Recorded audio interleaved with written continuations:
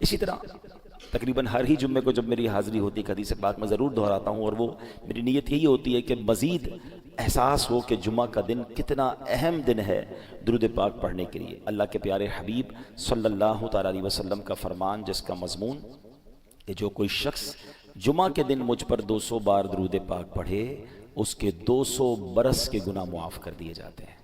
تو یہ بڑی کمال کی یہ سمجھے کہ روایتیں ہیں۔ تو ہمیں جمعہ کے دن اسپیشلی کچھ وقت مخصوص کرنا چاہیے جس میں کثرت سے درود پاک پڑھنا چاہیے۔ آئیے محبت کے ساتھ ایک بار پھر درود پاک پڑھ لیں۔ صلو علی الحبیب صلی اللہ تعالی علی محمد صلی اللہ علیہ وسلم۔ اللہ کریم قرآن مجید فرقان حمید میں ارشاد فرماتا ہے، آیت تلاوت کرنے سے پہلے میں اس بات کو مزید واضح کروں کہ ہم کوشش کرتے ہیں کہ جب جب ہماری اس مسجد میں جمعے کے بیان میں میری حاضری ہوتی ہے تو ہم قرآن پاک کی خوبصورت کچھ آیتوں کا ذکر کرتے ہیں، اور اس آیت کے تحت ہم کچھ باتیں سیکھنے کی کوشش کرتے ہیں۔ ہمارا یوں سمجھیے کہ قرآن کی باتیں یہ ہمارا ٹاپک ہوا کرتا ہے۔ آج بڑی پیاری محبت بکھیرنے والی آیت ہے۔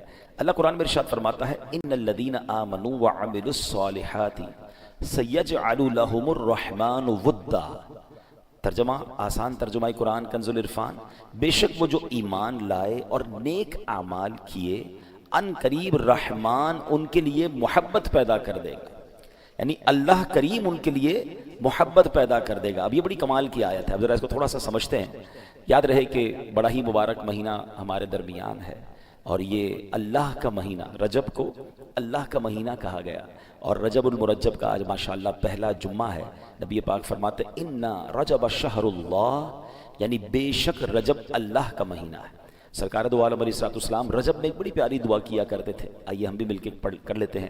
اللہم بارک لنا فی رجب وشعبان وبلغنا رمضان۔ اے اللہ پاک ہمارے لیے رجب اور شعبان میں برکت عطا فرما اور ہمیں رمضان تک پہنچا دے، آمین۔ اب ذرا غور کریں اس دعا میں رجب اور شعبان کی برکت کی دعا کے ساتھ ساتھ رمضان سے کیسا پیار چھلک رہا ہے کہ ہمیں رمضان تک پہنچا دے، ہمیں رمضان سے ملا دے۔ تو یہ اللہ والوں کو رمضان سے بڑا پیار ہوتا ہے۔ یہ تینوں مہینے بڑے کمال کے، رجب اللہ کا مہینہ، شعبان کے بارے میں آقا فرماتے الشعبان الشہری، شعبان میرا مہینہ ہے، اور رمضان کے بارے میں فرمایا کہ رمضان میری امت کا مہینہ ہے۔ اب آپ غور کریں کہ گویا نور کی سیڑھیاں ہیں، رحمت کا راستہ ہے۔ پہلے رجب آیا، پھر شعبان آیا، اور سبحان اللہ پھر رمضان۔ علامہ صفوری رحمۃ اللہ تعالی علیہ بڑی پیاری بات فرماتے ہیں، آپ فرماتے ہیں رجب جو ہے وہ بیج بونے کا مہینہ، شعبان ان بیجوں پر پانی ڈالنے کا مہینہ ہے۔ جو تھوڑی بہت فصل اور باغ کو سمجھتے ہیں، پہلے کیا کرتے ہیں ہم؟ بیج ڈالتے ہیں، پھر پانی ڈالتے ہیں، اس کا خیال رکھتے ہیں، پھر کیا ہوتا ہے؟ پودا اگ جاتا ہے، فصل ریڈی ہو جاتی ہے۔ تو فرمایا رجب بیج بونے کا مہینہ ہے، شعبان ان بیجوں پر پانی ڈالنے کا مہینہ ہے، اور رمضان فصل کاٹنے کا مہینہ ہے۔ اور پھر اس کو ڈیفائن کیا انہوں نے، وہ کیا ہے؟ فرماتے ہیں جو رجب میں عبادت کا بیج نہیں بوتا، شعبان میں ان بیجوں پر اپنے آنسوؤں سے آبیاری نہیں کرتا، یعنی پانی نہیں ڈالتا، تو وہ رمضان میں رحمت کی فصل کیسے کاٹے گا؟ تو بی پریپیئر، تیار ہو جائیے، اب عبادت کا سلسلہ شروع کرنا ہے۔ اگر تھوڑی بہت گرد لگ گئی، مسجدوں سے دور ہو گئے تھے، عبادت میں سستی ہو گئی تھی، تو یہ رجب ایک پیغام دے رہا ہے کہ اب آ جاؤ، پھر سبحان اللہ مسجدوں کی طرف آ جاؤ، عبادتوں کی طرف آ جاؤ، تلاوت کی طرف۔ علماء بڑی پیاری بات فرماتے ہیں رجب میں 3 حرف ہیں، را، جیم اور با۔ انٹرپریٹیشن کیا ہے اس کی تفصیل کیا بیان کرتے ہیں؟ کہتے ہیں را سے مراد ہے رحمت الہی، آخر میں جو با ہے نا اس سے مراد ہے بر یعنی بھلائی، اور جو بیچ میں جیم ہے نا اس سے مراد ہے بندے کے جرم۔ اللہ کی رحمت یہ اعلان کرتی ہے کہ میری رحمت اور میری بھلائی کے درمیان میرے بندے کے جرموں کو کر دو، اور اللہ کی رحمت گناہ معاف فرما دیتی ہے۔ دس از بیوٹیفل منتھ، تیار ہو جائیے۔ اب نماز قضا نہیں کرنی، اب عبادتوں سے جی نہیں چھڑانا، بلکہ اس میں جتنے ہو سکے اس میں روزے رکھنے ہیں۔ ایک بڑی خوبصورت نہر کا ذکر ہے روایتوں میں کہ جنت میں ایسی نہر ہے جس کا پانی دودھ سے زیادہ سفید ہے، شہد سے زیادہ میٹھا ہے، کمال کی نہر ہے، اور فرمایا اس نہر سے وہی پیے گا جو رجب میں روزے رکھنے والا ہوگا۔ تو اللہ مجھے اور آپ کو خوب نفلی روزے رکھنے کی توفیق عطا فرمائے۔ اچھا، رجب میں جہاں بہت ساری مبارک ہستیوں کا ذکر ہوتا ہے، مگر فرسٹ ویک آف رجب ایک بڑی عظیم ہستی کا بڑا ذکر ہوتا ہے، اور وہ کوئی اور نہیں سبحان اللہ، یہ وہ ہستی ہیں جنہوں نے صرف 15 سال کی عمر میں دنیا کے ساز و سامان، دنیا کی سمجھے رونقوں کو ترک کیا اور راہ حق کے مسافر بنے، اور اتنا کمال حاصل کیا کہ انہیں نائب النبی کہا جاتا ہے۔ وہ ہستی جنہوں نے بر صغیر کو نور اسلام سے روشن کر دیا۔ یہ پاک و ہند تو پہلے ایک ہی تھا نا، یعنی ہم پر بھی ان کا احسان ہے، اس خطے میں اسلام لانا اور اسلام کو پھیلانے میں ان کا بہت بڑا کردار۔ کم و بیش 90 لاکھ غیر مسلم جو ہیں ان کے ہاتھ پر مسلمان ہوئے، اور سبحان اللہ یہ کون ہیں؟ یہ خواجہ خواجگان، سلطان الہند، وارث النبی، نائب النبی، عطائے رسول، جنہیں دنیا خواجہ معین الدین حسن سنجری چشتی اجمیری رحمۃ اللہ تعالی کے نام سے جانتی ہے۔ آپ 537 ہجری میں سجستان کے علاقے سنجر میں پیدا ہوئے۔ نجیب الطرفین سید ہیں، یعنی والد اور والدہ دونوں کی طرف سے آپ سید زادے ہیں۔ 12 واسطوں سے آپ کا سلسلہ مولا کائنات مولا علی شیر خدا کرم اللہ تعالی وجہ کریم سے جا ملتا ہے۔ 15 سال کی عمر میں ہی آپ کے والد کا سایہ آپ کے سر سے اڑ گیا تھا۔ 15 سال کی عمر میں ہی آپ نے گھر بار چھوڑا اور راہ خدا کے مسافر بن گئے۔ یہ بھی بڑا کمال کا واقعہ ہے۔ والد صاحب کا انتقال ہوا تو آپ کو اچھی خاصی جائیداد مل گئی، باغ بھی ملا، پنچکی بھی ملی، گویا ایک اچھی پراپرٹی مل گئی۔ 15 سال کے نوجوان کو زیادہ پیسے مل جائیں اور باپ کا سایہ بھی نہ ہو تو نارملی تربیت اچھی نہ ہو تو وہ اولاد اور بگڑ جاتی ہے، مگر والدین کی تربیت ایسی تھی، سید گھرانہ تھا، بڑا ادب سکھایا تھا والدین۔ ہوا یہ کہ آپ اپنے باغ میں بیٹھے تھے، ایک بزرگ نکلے سفید بالوں والے، داڑھی والے، چہرہ بڑا نورانی تھا، تو بڑی محبت سے اس 15 سالہ نوجوان نے اپنے باغ میں بلایا۔ اپنے باغ سے ایک کھجوروں کا خوشہ جو تھا، انگوروں کا خوشہ تھا، انگور نکالے، بزرگ کو بڑے ادب سے پیش کیے۔ اب وہ بزرگ اللہ کے بہت بڑے ولی تھے، انہوں نے دیکھا 15 سال کا نوجوان اتنا باادب، اتنی محبت، تو آپ نے اپنی نگاہ ولایت ایسی ڈالی اور اپنی جھولی سے ایک ایسا کھلی کا سمجھ لے اناج کا کوئی ٹکڑا نکالا اور انہیں کھلا دیا۔ بس 15 سال کے نوجوان نے اللہ کے ولی کا وہ تبرک کھانا تھا، وہ نگاہ ولی پڑھنی تھی کہ آپ کی دنیا بن گئی اور آپ خواجہ معین الدین چشتی اجمیری بن گئے۔ پھر آپ علم دین کے لیے نکل پڑے، آپ نے اپنا باغ بھی اللہ کی راہ میں خیرات کر دیا، لوگوں کو تقسیم کر دیا، مگر یہاں خواجہ معین الدین چشتی کی زندگی کا جو ٹرننگ پوائنٹ تھا نا، وہ بڑا کمال کا ہے۔ وہ غور کیجئے وہ کیوں ملا نہیں یہ مرتبہ۔ وہ کہتے ہیں نا، با ادب با نصیب، بے ادب بد نصیب۔ ہمیشہ زندگی میں یہ فارمولہ یاد رکھیں، نوجوان بیٹھے، بچے بیٹھے، زندگی میں با ادب رہیے گا، بے ادبی نہ ہو، گستاخی نہ ہو، جو روڈ انداز ہوتا ہے نا۔ آج کل کا نوجوان بوڑھوں کے سامنے بھی چیخ چیخ کر بات کر رہا ہوتا ہے، بزرگوں سے بھی ادب سے بات نہیں کر رہا ہوتا۔ بے شک ہم کسی کو جانے نہ جانے، بے شک وہ غریب ہے یا ہمارا ملازم ہی کیوں نہ ہو، لیکن اگر عمر میں ہم سے بڑا ہے تو ہمارا کام ہے کہ ہم ادب سے بات کریں، ہم پیار سے بات کریں، سفید بالوں کا احترام کریں، ہمارے والد کی جگہ ہے، اور ادب ہی لوگوں کو مقام دلاتا ہے، بے ادبی برباد کر دیتی ہے۔ تو زندگی کا یہ اصول بنا لیں، اور اسی طرح بزرگوں کو چاہیے، بڑوں کو چاہیے وہ بچوں پر شفقت کریں۔ کتنا خوبصورت ریلیجن ہے میرا اور آپ کا کہ اللہ کے نبی علیہ الصلوۃ والسلام فرماتے ہیں، جس کا مضمون ہے کہ جو اپنے چھوٹوں پر شفقت نہ کرے اور اپنے بڑوں کا ادب نہ کرے وہ ہم میں سے نہیں۔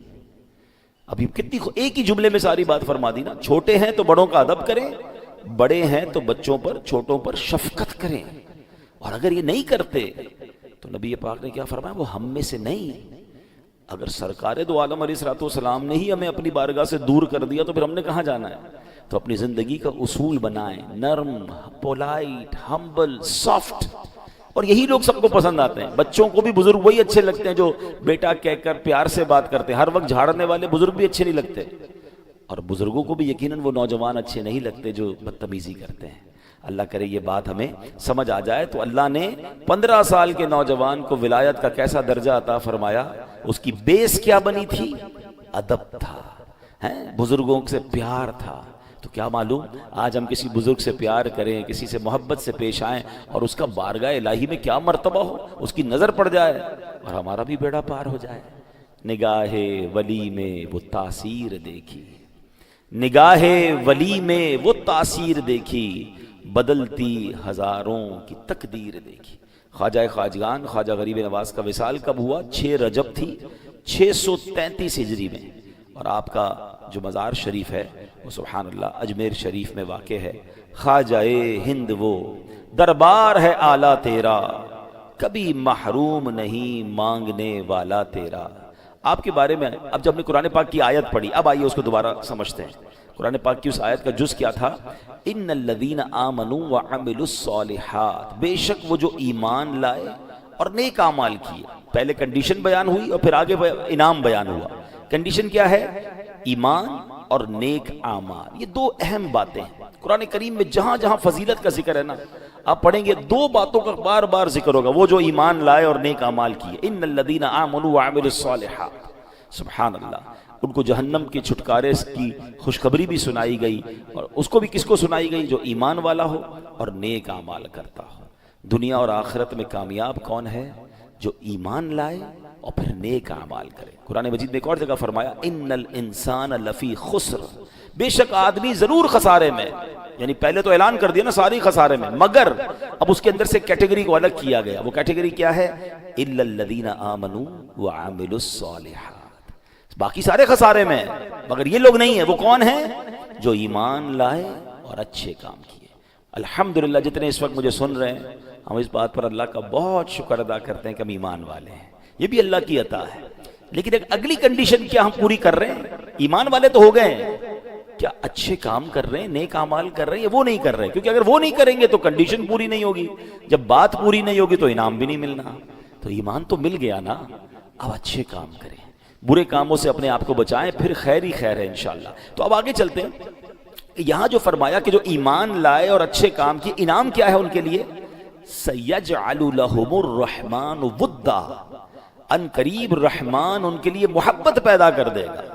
ہائے ہائے. ایک بات اور یاد رکھیے، کچھ لوگ بڑی کوشش کرتے ہیں لوگ مجھ سے محبت کریں، نہیں کرتے. لوگ پیسہ خرچ کرتے ہیں، سوشل میڈیا پہ پیسہ خرچ کرتے ہیں، وائرل ہونے کے بہانے ڈھونڈتے ہیں. کوئی صحافی کو پکڑتا ہے میرا انٹرویو چھاپو، کوئی کہتا ہے میری اخبار میں خبر لگاؤ، کوئی خود ہی خود اپنی چیزیں وائرل کر رہا ہوتا ہے. نئی محبت پیدا ہوتی ہے. اور کچھ ایسے ہوتے ہیں جو چاہتے نہیں ہیں مگر اللہ کروڑوں لوگوں کے دلوں میں ان کی محبت ڈال دیتا ہے. یہ کیا ہے؟ یہ کیسے ہوتا ہے؟ ایک بات یاد رکھیے، محبت کی نہیں جاتی، کروائی نہیں جاتی، محبت خود ہی ہوتی ہے، اور یہ اللہ کی عطا ہے. اللہ پاک اپنے پیاروں کو، کس کو؟ جو نیک عمل کریں اور سبحان اللہ ایمان والے ہیں اور نیک عمل کریں، پھر اللہ ان کے لیے محبت پیدا کرتا ہے. اور کیسے پیدا کرتا ہے؟ اب ذرا غور کرتے جائیے گا. سرکار دو عالم علیہ الصلوۃ والسلام کی بارگاہ میں ایک بار مولا علی شیر خدا نے اس حدیث کی. اب ذرا غور کیجئے، مولا علی سوال کرنے والے، اور سوال کس سے کر رہے ہیں؟ رسول پاک علیہ الصلوۃ والسلام سے. اور اسی آیت کی تفصیل مانگ رہے ہیں کہ حضور اس کا معنی کیا ہے.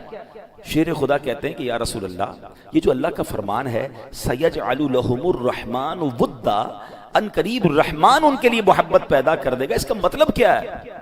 اللہ اکبر. اللہ کے نبی نے اس کو خوبصورت انداز میں بیان فرمایا.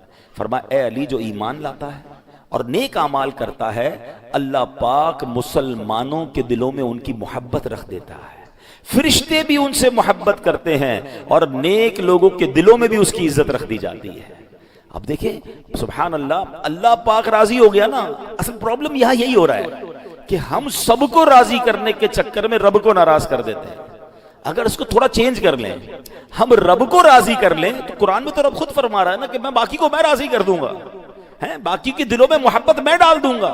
ہم چارے لوگ مجھ سے پیار کریں، اور اس پیار کروانے کے چکر میں، عزت بنانے کے چکر میں، نام بنانے کے چکر میں، فیم حاصل کرنے کے چکر میں اللہ کو ناراض کر رہے ہیں. نہ رب راضی ہوا نہ بندے راضی ہوئے. حالانکہ قرآن میں رب فرما رہا ہے کہ رب محبت کا انتظام فرما دے گا. اور کیسا انتظام کیا، اب آپ کو کچھ مثالوں کے ذریعے سمجھاؤں گا. اللہ اکبر. اب ذرا غور کیجئے، ایک بار بادشاہ، بہت بڑا نام ہے بادشاہ اکبر جو ہے، اور ایک بزرگ تھے شیخ سلیم چشتی. وہ بظاہر تو بڑے غریب تھے. وہ دونوں دربار خواجہ غریب نواز پر حاضر ہوئے. خواجہ صاحب کے مزار پر بڑے بڑے بادشاہ اس وقت بھی آتے تھے، اب بھی آتے ہیں. تو اکبر بادشاہ بھی تھا اور شیخ سلیم صاحب بھی ساتھ تھے. تو بادشاہ نے شیخ سلیم صاحب سے پوچھا کہ اے سلیم، یہ تو بتاؤ خواجہ غریب نواز کا رتبہ کیا ہے، مرتبہ کیا ہے؟ تو حضرت شیخ سلیم کہتے ہیں کہ خواجہ حضور کی شان یہ ہے کہ وقت کا بادشاہ اکبر اور ایک فقیر سلیم، وہ دونوں کتنی دیر سے دربار پر حاضر ہیں مگر ابھی تک باریابی کا شرف نہیں ملا ہے. یعنی دربار وہ ہے جہاں بادشاہ لائن لگا کے کھڑا ہے اور ابھی موقع نہیں مل رہا، حاضری کا اجازت نہیں مل رہی ہے. تو یہ ہوتا ہے اولیاء کرام کا مرتبہ. سر بھلا کیا کوئی جانے کہ ہے کیسا تیرا، غوث پاک کے بارے میں لکھا نا اعلیٰ حضرت نے، آپ کا سر اقدس کی شان تو کون جانے، سر بھلا کیا کوئی جانے کہ ہے کیسا تیرا، اولیاء ملتے ہیں آنکھیں وہ ہے تلوا تیرا. تو بڑے بڑے بادشاہ، بڑے بڑے جناب کر و فر والے اولیاء کرام کے دربار میں جاتے ہیں تو پھر ان کو ذرا پتہ چلتا ہے کہ اصل رتبہ کس کا ہے۔ آپ کو پتہ ہے ہندوستان کے بارے میں ایک شخص نے کتاب لکھی، انگریز تھا، اس نے بڑی تحقیق کی، پورے ہندوستان کا دورہ کیا اور اپنی کتاب میں لکھتا ہے کہ میں نے ہندوستان کو دیکھا، کروڑوں لوگوں کا وطن ہے، مگر اس پر حکومت آج بھی ایک بازار میں رہنے والے خواجہ غریب نواز کی ہے۔ صدیاں گزر گئی ہیں مگر ہند کا راجہ خواجہ ہی ہے۔ بڑے بڑے راجہ آئے مگر جاتے کہاں ہیں؟ خواجہ غریب نواز کے دربار میں جاتے۔ یہ کیسے ہوا؟ اچھا میں آپ سب سے سوال کرتا ہوں، میں ڈیفینس میں اس وقت بیان کر رہا ہوں، کراچی میں رہنے والے، نارملی ہماری محبتیں پتہ کیوں ہوتی ہیں؟ ہم سب کو اپنے بچوں سے پیار ہے، بالکل ہوتا ہے، ہمارا خون ہے نا، ہمیں اپنے ماں باپ سے پیار ہوتا ہے، ہمارے بڑے ہیں، ہمیں پال پوس کر بڑا کیا، ہمیں اپنے دوستوں سے پیار ہوتا ہے، رشتہ داروں سے پیار، because we have connection with them, اس لیے پیار ہوتا ہے۔ مگر یہاں جتنے بیٹھے ہیں ان میں سے کسی نے خواجہ کو دیکھا نہیں ہے، ہم خواجہ کے خاندان کے لوگ بھی نہیں ہیں، ہماری ملاقات بھی نہیں ہوئی ہے، ہم نے ان کی صحبت بھی نہیں اٹھائی ہے، مگر ہزاروں میل دور بیٹھ کر کیوں دل میں ان کی محبت ہے؟ ہم غوث پاک سے ملے نہیں ہیں، مگر کون ہے مسلمان جس کے دل میں غوث پاک سے محبت نہیں ہے؟ ہم حضرت ابوبکر صدیق سے نہیں ملے، حضرت عمر فاروق سے نہیں ملے، مولا علی سے نہیں ملے، حضرت عثمان غنی سے نہیں ملے، اہل بیت والوں سے نہیں ملے، کربلا والوں سے نہیں ملے۔ اب لسٹ دیکھیں کتنا پیار ہے ہمیں، بعض ہستیوں سے تو اپنے بچوں سے زیادہ پیار ہے، ہم امام حسین کے نام پر جان قربان کرنے کے لیے تیار ہو جائیں گے، کربلا والوں پر سب کچھ نچھاور کر دیں گے۔ کیوں؟ ایسے نہیں آتی محبت، یہ اللہ نے ڈالی ہے۔ اور یاد رکھیے گا پہلے اللہ اپنے نیک بندوں کو آسمانوں پر مشہور فرماتا ہے۔ ہاں اب ایک اور حدیث سنیے گا، آپ کا ایمان تازہ ہو جائے گا۔ حدیث پاک کی بڑی مشہور کتاب ہے مسلم شریف، ٹھیک ہے، اس کی حدیث ہے، سرکار دو عالم علیہ الصلوۃ والسلام فرماتے ہیں جب اللہ کریم کسی بندے سے محبت فرماتا ہے تو حضرت جبرائیل کو حکم دیتا ہے۔ اب سنیے گا ذرا، حضرت جبرائیل کو حکم دیتا ہے، انی احب فلانا فاحبہ، اے جبرائیل میں فلاں بندے سے محبت کرتا ہوں، تم بھی اس سے محبت کرو۔ اسٹارٹ کہاں سے ہو رہی ہے محبت؟ پہلے اللہ محبت فرماتا ہے، پھر حکم کسے دیتا ہے؟ اے جبرائیل میں پیار کرتا ہوں، میں محبت کرتا ہوں، تم اس سے محبت کرو۔ جبرائیل محبت کرنے لگتے ہیں، پھر یہ محبتوں کا سلسلہ ثم ینادی فی السماء، پھر آسمانوں میں یہ اعلان کر دیا جاتا ہے کہ ان اللہ یحب فلانا فاحبوہ، اے آسمان والو بے شک اللہ فلاں سے محبت فرماتا ہے، تم بھی اس سے محبت کرنا شروع کر دو۔ یعنی آسمانوں پر شہرت ہو جاتی ہے، فرشتے محبت کرنے لگتے ہیں، پھر اللہ اب گویا سارے آسمانوں میں اللہ کے اس نیک بندے، اس ولی اللہ کی محبت عام ہو جاتی ہے۔ اس کے بعد کیا ہوتا ہے؟ حدیث پاک میں نبی پاک فرما رہے ہیں ثم یودع له القبول فی الارض، پھر زمین میں اس بندے کی مقبولیت رکھ دی جاتی ہے، یعنی لوگوں کے دل اس کی طرف مائل کر دیے جاتے ہیں۔ اللہ اکبر! یہ آج اللہ والوں کی محبت جو ہمارے دلوں میں ہے نا، یہ محبت پہلے آسمانوں میں ہے، پہلے فرشتوں میں وہ مشہور ہوتے ہیں اور پھر زمین والوں کے دل ان کی طرف پھیر دیے جاتے ہیں۔ مجھے بتائیں نا، آج ہزاروں سال ہو گئے اولیاء کرام کو اپنے مزارات میں آرام فرما ہے، ہم کہیں اور نہیں جاتے، ہم ڈیفینس میں بیٹھے ہیں۔ کبھی جائیں حضرت ہمارے عبداللہ شاہ غازی رحمۃ اللہ تعالی علیہ، یہ پہلی صدی کے بزرگ ہیں، 1300 سال پرانے بزرگ ہیں، مگر بتائیے کون سا دن ہے جہاں ان کی بازار پر جھمگٹا نہیں لگا ہوتا؟ دنیا بھر سے لوگ آ رہے ہوتے ہیں، ارے لوگ پنجاب سے آتے ہیں، خیبر پختونخوا سے آتے ہیں، بیرون ملک سے ہمارے مہمان آتے ہیں، کہتے ہیں ہمیں عبداللہ شاہ غازی جانا ہے۔ بھئی تمہیں کس نے بتایا عبداللہ شاہ غازی یہاں ہے؟ کہتے ہیں ہم نے پڑھا ہے اللہ کے ایک ایسے ولی ہیں، اتنی بڑی ہستی ہیں، ان کے مزار پر جاتے ہیں، اپنا پیسہ خرچ کرتے ہیں۔ ایسا نہیں ہر جانے والے کی کوئی تمنا یا کوئی معاملہ اٹکا ہوا ہوتا ہے، بس اللہ ان کے دلوں کو پھیرتا ہے۔ کراچی میں رہنے والوں کو داتا صاحب جانے کی بڑی تمنا، بابا فرید جانے کی بڑی تمنا، ہم یہاں رہتے ہیں ہند جا نہیں سکتے، اجمیر شریف جانے کی تمنا۔ میں گیا ہوں اجمیر شریف، ہزاروں لوگ روزانہ حاضری دیتے ہیں، مسلمان تو مسلمان، غیر مسلم بھی وہاں آ رہے ہوتے ہیں۔ ارے کبھی بغداد شریف جائیں، وہاں دیکھیں کیا حال ہے، یہ کیا ہے؟ اچھا کمال کی بات دیکھیں، کئی سالوں سے ہیں، بہت سارے سالوں سے، اب تو سوشل میڈیا کا زمانہ آ گیا ہے، کتنی کوشش کی جاتی ہے مزار سے روکنے کی، مزار کے خلاف غلط باتیں کر رہے ہوتے ہیں، جناب وہاں جانا شرک ہے، وہاں جانا بدعت ہے، وہاں جانا جناب یہ ہے، روکنے والے روک رہے ہیں، مگر اللہ نے ایسا پیار ڈالا ہے کہ لوگ ہمیشہ وہاں جا رہے ہیں۔ اچھا یہ ہاں میں ایک بات کو ضرور کلیئر کر دوں، ہمیں بھی پتا ہے کہ مزار شریف پر کچھ ایسے جاہل لوگ ہوتے ہیں جو غیر شرعی کام کرتے ہیں، لیکن ہمیشہ یاد رکھیں آپ کے ناک پر مکھی بیٹھی ہو تو ناک کاٹتے ہیں یا مکھی اڑاتے ہیں؟ آپ مکھی اڑائیں گے نا، تو آپ غلط کام کرنے والوں کو غلط کہیں، ان کو ہٹائیں وہاں سے۔ آپ کئی شادیاں جو حرام کام ہوتے ہیں آج تک کسی نے نہیں کہا بھائی شادی بند کر دو، شادی میں حرام کام ہوتے ہیں، نہیں وہ تو بڑی میٹھی سنت ہے. بندہ یہ کہے گا غلط کام نہ کریں شادی میں. تو الحمدللہ دعوت اسلامی والے صرف بات نہیں کرتے، ہم نے الحمدللہ اس کا ایک پورا پروسیس بنایا. ہم نے ایک پوری مجلس بنائی مزارات اولیاء کی کہ مزارات پر جا کر جن لوگوں کو شرعی طریقے سے بزرگوں کے دربار میں حاضری کا طریقہ نہیں آتا انہیں مزار پر جا کر سکھاتے ہیں، بتاتے ہیں کہ یہ حرام ہے، یہ ناجائز ہے، مگر جو جائز طریقہ ہے اللہ والوں کی برکتیں نہیں ملیں گی. کیسے ہو سکتا ہے؟ اب آپ مجھے بتائیں جنہوں نے اللہ کو راضی کر لیا ان کے مزار پر کتنی رحمتیں برس رہی ہوں گی. بڑی آسان سی بات کر لیتا ہوں. مجھے بتائیے حضرت زکریا اللہ کے نبی ہیں، ٹھیک ہے، اور ان کے دل میں ایک تمنا تھی اولاد کی. قرآن کا واقعہ بتا رہا ہوں، قرآن پڑھیں تو آپ کو تفصیل ملے گی نا. سورہ مریم پڑھیں تو کیا ہوا، ان کو جب اولاد کی تمنا تھی تو انہوں نے کہاں جا کر دعا کی؟ محراب مریم میں جا کر. حضرت مریم جس محراب میں عبادت کرتی تھی حضرت زکریا نے جا کر وہاں دعا کی. اللہ نے اس مبارک مقام کی برکت سے آپ کو اولاد عطا فرما دیا. خوبصورت واقعہ. پتہ ہے کیا سکھا رہا ہے؟ وہ کہیں سے بھی لوگ کہتے ہیں نا مزار پر جانے کی کیا ضرورت ہے، اللہ سے ہی مانگنا ہے، مسجد میں بیٹھ کے مانگ لو، گھر میں بیٹھ کے مانگ لو. حضرت زکریا کو نہیں پتا تھا. کیوں گئے تھے محراب مریم میں؟ جہاں اللہ والوں کے قدم لگ جائیں وہ جگہ مبارک ہو جاتی ہے، وہ دعائیں قبول ہونے لگ جاتی ہیں. اللہ اکبر. یہ تو واقعہ قرآن میں ہے نا. مجھے بتاؤ اللہ والوں کے قدم لگ جائیں وہ جگہ مبارک ہو جائے جہاں اللہ والے خود موجود ہوں، وہ جگہ کتنی مبارک ہوگی. تو بہرحال میرا موضوع یہ ہے کہ اللہ پاک کس طرح لوگوں میں اپنے نیک بندوں کو مشہور کرتا ہے کہ پہلے آسمانوں میں محبت پیدا ہوتی ہے، پہلے وہ فرشتوں میں مشہور ہوتے ہیں، اور پھر سبحان اللہ یہاں مسلمانوں کے دلوں میں محبت ڈال دی جاتی ہے. آج بھی دیکھیں جو ماشاءاللہ دین کا کام کر رہے ہیں، پیران عظام ہیں، اولیاء کرام ہیں، اللہ نے کیسی لوگوں کے دلوں میں ان سے محبت ڈالی ہے. کوئی رشتہ داری نہیں ہے، لوگ دیکھنے کو، دیدار کو ترستے ہیں، ملنے کو ترستے ہیں، سفر کر کے ان سے ملنے آتے ہیں. یہ کمال ہے. تو ہمیں ایک بات سیکھنے کو مل رہی ہے. یہ میرا پیغام ہے ان تمام لوگوں کے لیے جو آج سوشل میڈیا کے پیچھے بھاگ رہے ہیں، جو شہرت کے پیچھے بھاگ رہے ہیں، جو چاہتے ہیں کسی طرح میرا نام ہو جائے، جو چاہتے ہیں جناب لوگ مجھ سے محبت کرنے لگے.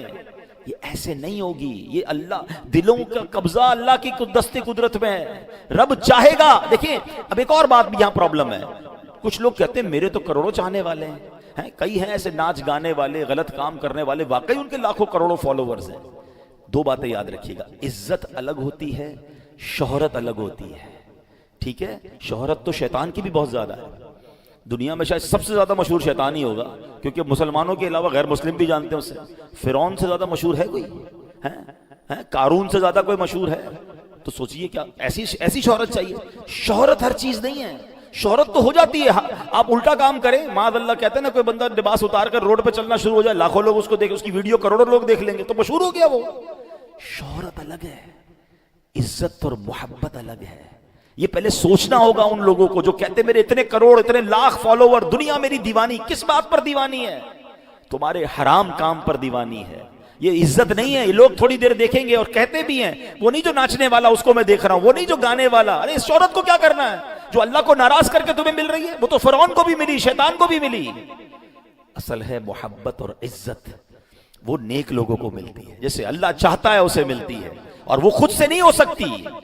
اللہ قرآن میں فرما چکا کہ رحمان محبت کا سبحان اللہ معاملہ فرماتا ہے. اور وہ کیسے؟ وہ پہلے فرشتوں میں مشہور ہوتا ہے، پھر اللہ لوگوں کے دلوں میں محبت ڈال دیتا ہے.